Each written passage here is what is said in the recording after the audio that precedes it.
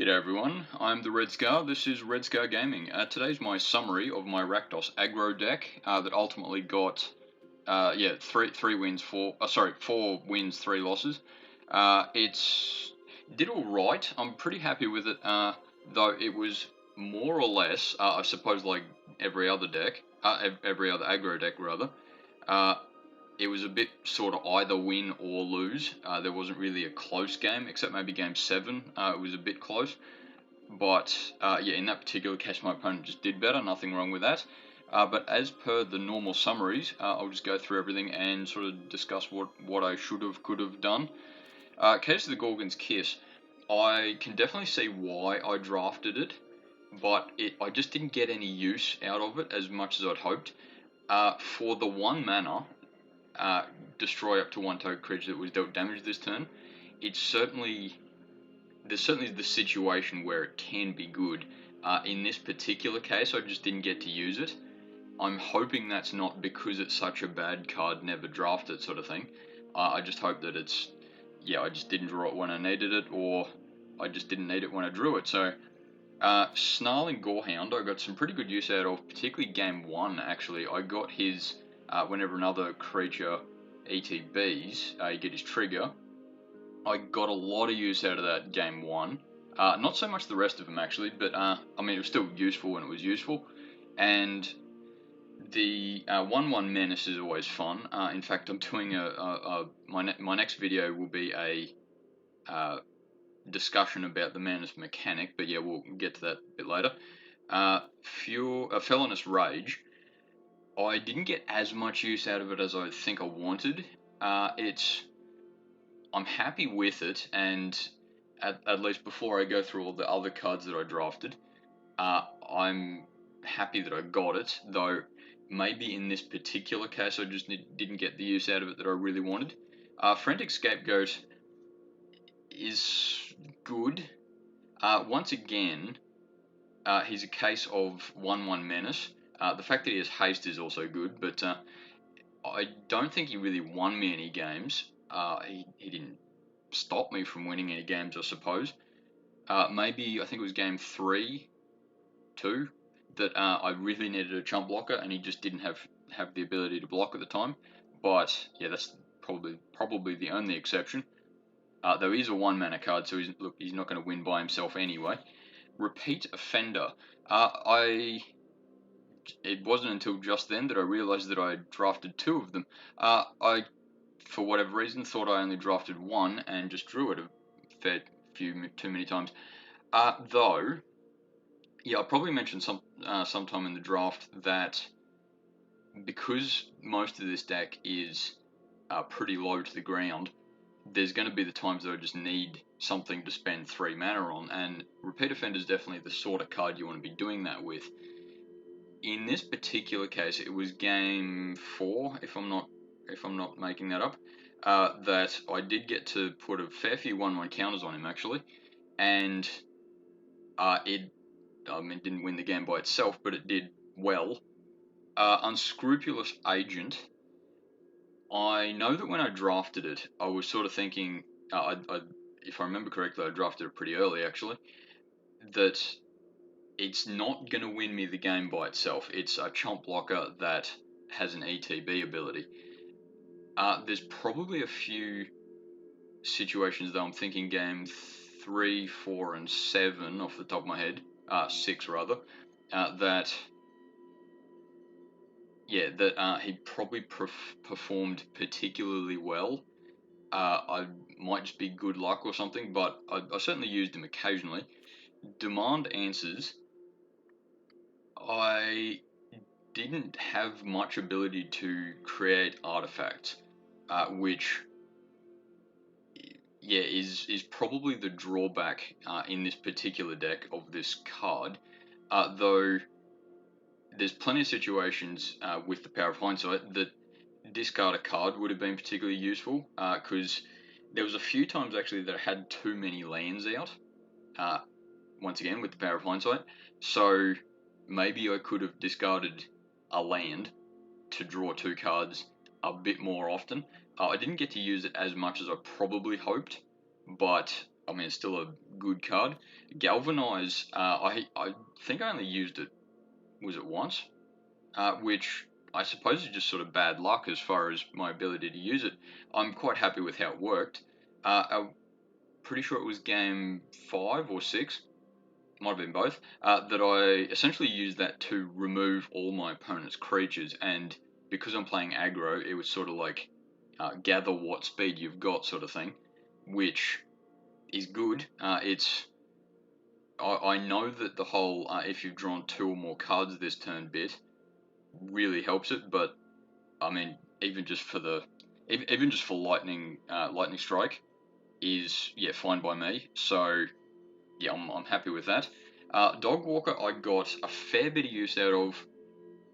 The as I said when I drafted it, I definitely wanted it for the flip ability rather than just having a 3/1 vigilance.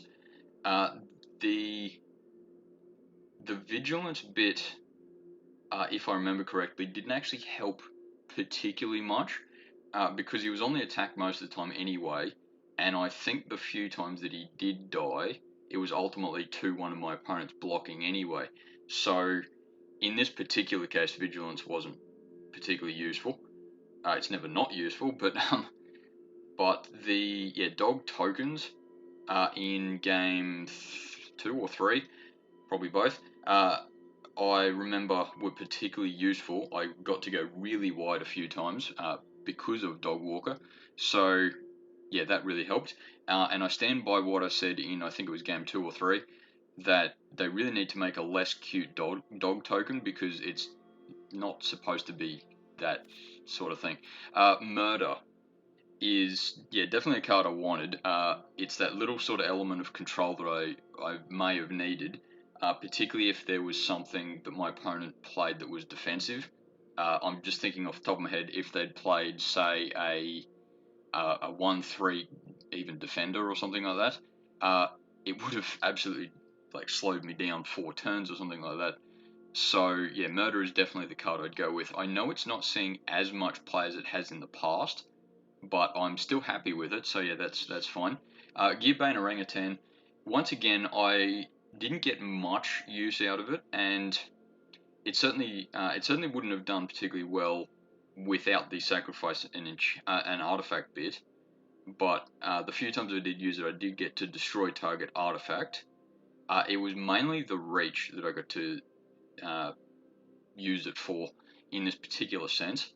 Though yeah, maybe that's good luck, bad luck, and I stand by what I said. I think probably every time that I've drafted it, that yeah, sure, put 1 in the board, but you don't really need 2. Sanguine Savior, there was game 4, I think. I really got to use the hell out of that, and it was particularly good in that circumstance because if I remember correctly, I had a Rebel Belt Braggart out as well, so I gained 7 life on the turn that I flipped that, which look, I know you don't win by gaining 7 life, but it certainly doesn't hurt you. And he did get a bit of flying damage in, so that's good. And I'll probably go with him again, though I suppose I should keep in mind that ultimately he's 5 mana. In the circumstance that I was in, he's ultimately 5 mana for a 2/1 flying lifelink. So you really have to use his flip ability particularly well in a situation like this, because once again I didn't have a white, so I had to flip him. Macabre Reconstruction, I didn't get as much use out of it as I wanted to. Maybe that's a good thing, maybe that's a bad thing. But I knew from the start that I had drafted those so I could just be aggressive, at least comparatively, just be aggressive. Who cares who dies, because I'll get it back anyway. I'm still happy that I got 2, despite not using it as much as I'd hoped. But yeah, I'm still happy with that, I think. Rebel Belt Braggart, I didn't get as much use out of it as I have in the past. It's still sort of just the dumb big creature that I needed at the time, which has its place regardless of what deck you're playing with. If I remember correctly, I didn't actually suspect it at all in this particular draft, which I probably didn't need to, just because I was going pretty dang wide anyway. But yeah, look, if the situation had arisen, then I could have made him a bit harder to block. Persuasive Interrogators, I didn't actually get to use at all properly. There was game 4, if I'm not mistaken. I got to discard that to draw with demand answers on turn 2 or whatever it was. 3 maybe. But yeah, it's still a good card. But yeah, I probably shouldn't have drafted it just because I didn't get to use it much anyway, and I may have wanted to use other things anyway. Vein Ripper, definitely glad I went with it, though I didn't get as much use out of it as I wanted. It's definitely the example of I had lots of play in the early game, and then have something to play late game. It's definitely a very powerful card, and the one time I played it, I didn't really win because of him, but my opponent would have given up at that stage, I suppose, because he was on the board. But I was probably going to win anyway, in that sense. So I'm still happy that I drafted him, but maybe he's not really suited for a wide aggro deck. But yeah, look, I'll still draft him any time I get the opportunity. Borat Clan Basher, I think I once again only used him once, and I don't think I even flipped him. So yeah, once again in this particular case, maybe I didn't need to go as high as I did overall. Maybe, and I'll look a bit more carefully at it when I go through my sideboard, but maybe I should have just aimed lower mana curve wise. Escape Tunnel I was very happy with.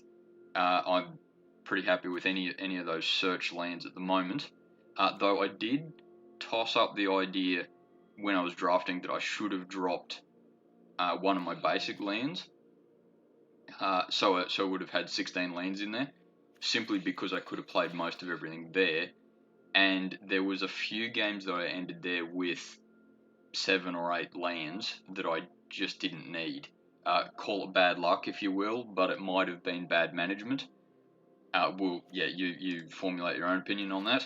As far as the sideboard is concerned, behind the mask, in hindsight, I don't think I would have used, but yeah, I suppose as a 4/3 on, say, Snarling Gorehound would have been useful, but I don't think any of the blue would be enough to play him. Jaded Analyst may be the only blue card that I could have gone with. Though in this case it would have been to play the sort of control side that I played a little bit, because I know Unscrupulous Agent and Murder, and Galvanized for that matter, isn't exactly doesn't make a control deck, but Jaded Analyst would have helped in that regard, though just splashing 1 blue is probably not good enough. Living Conundrum, I know that has its moments, but in a draft at least, you sort of have to build your deck around it, I think. Though, look, I'm sure someone will correct me, but I haven't seen it do particularly well in draft. Yeah, though once again, if you've seen it work well, correct me. Cerebral Confiscation, I did think about that when I was drafting as sort of one of the the control cards. I suppose in hindsight, it might have been good to play that instead of, say, Bolrak Clanbasher, because I didn't play him at all, and Cerebral Confiscation would have been useful sometimes, but yeah, you do have to be a little bit careful playing control and aggro. Goblin Mask Master, definitely. I can definitely see why people play it, but in this particular deck, he's not certainly not a must-have. Though, yeah, I suppose I could have used him at some stage, but maybe take out Case of Gorgon's Kiss for one of them, or maybe even Frantic Scapegoat. because I didn't really get much of an opportunity to use his Suspect Another Creature well, but that might just be power of hindsight. Innocent Bystander, yeah, once again has his moments, but I suppose take out a Repeat Offender for him, maybe, but at least Repeat Offender can get bigger, whereas Innocent Bystander can't. And as I said when I drafted him, I need something to spend some extra mana on.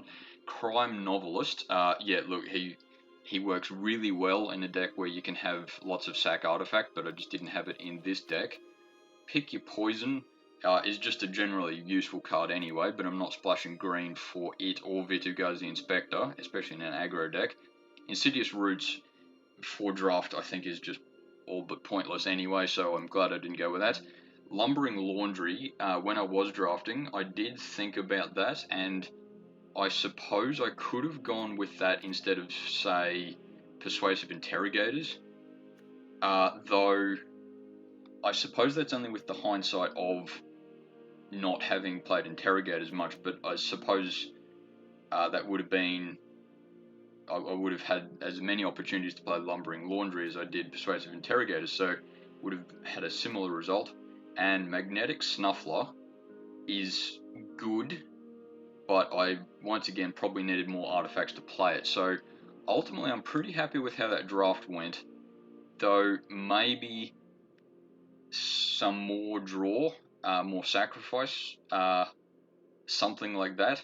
Maybe I focused a bit too much on the higher mana cost stuff, but yeah, your opinion is just as valued as mine is. So yeah, thanks for watching, and I'll see you next time.